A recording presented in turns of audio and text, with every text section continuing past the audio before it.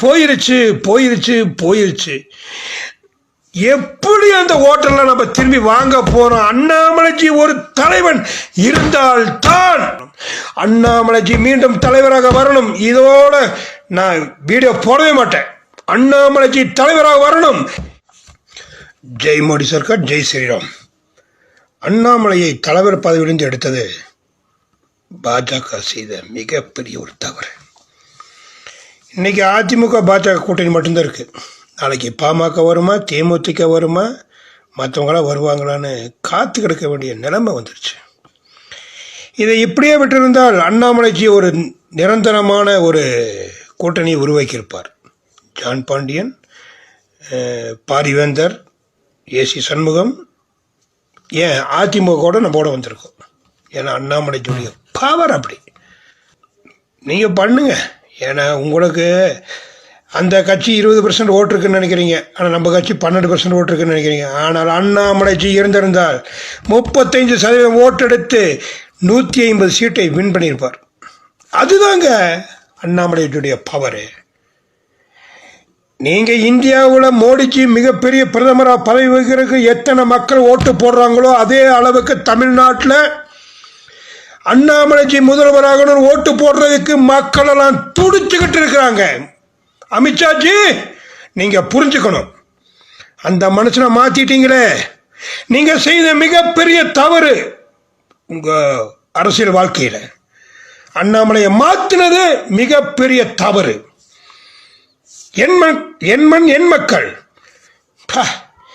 எத்தனை கூட்டங்கள், எத்தனை அலைமோதங்கள், எல்லாருமே அண்ணாமலை அண்ணாமலை அண்ணாமலை, அண்ணா அண்ணா அண்ணா, தம்பி தம்பி தம்பி, எத்தனை பேர் இந்த அண்ணாமலையை கூப்பிட்டாங்க தெரியுமா?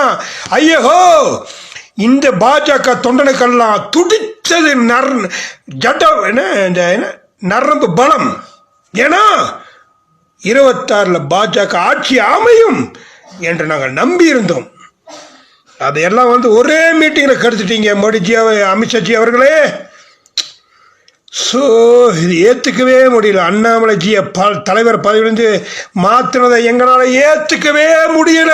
இன்னைக்கு பாஜக தலைவர் நயினா நாகேந்திரனை பார்க்க முடியல, யாரையுமே பார்க்க முடியல.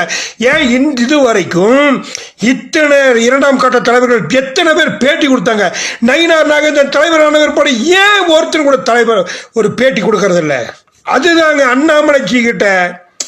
ஐயோ, இந்த 2ஆம் கட்ட தலைவரை நம்பி ஏமாந்துட்டீங்க மோடிஜி, ஏமாந்துட்டீங்க. நாங்கள்லாம் அண்ணாமலைஜி அடுத்த முதல்வராக பார்த்தோம்.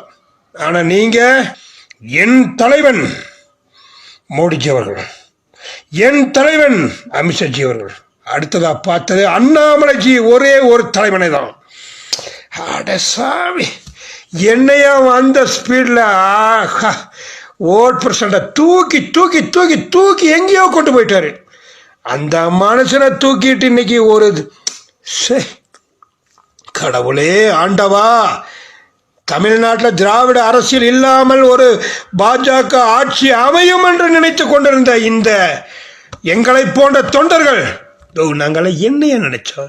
நீங்களாவது அமித்ஷாஜி மத்திய அமைச்சர், மோடிஜி பிரதமர், நாங்கள்லாம் உங்களுக்கு ஓட்டு போட்டு நாங்களாம் என்னத்தை கண்டோம்னு சொல்லுங்க பார்க்கலாம். பிஜேபிக்கு ஓட்டு போட்டாங்க, என்னத்தை கண்டோம்? பிச்சைக்காரனாக தான் இருக்கணும். இன்னுமே தேசபக்தி, தேச வெற்றி என்ற ஒரே கொள்கையில் வாழ்ந்து கொண்டிருக்கும் எங்களை ஏமாற்றி விட்டீர்களே மோடிஜி, அமித்ஷாஜி அவர்களே. எப்படிங்க நாங்கெல்லாம் பொறுத்து கொள்ள முடியும்? இன்னைக்கெல்லாம் 6-7% ஓட்டு வேற பக்கம் போயிருச்சு போயிருச்சு போயிருச்சு போயிருச்சு.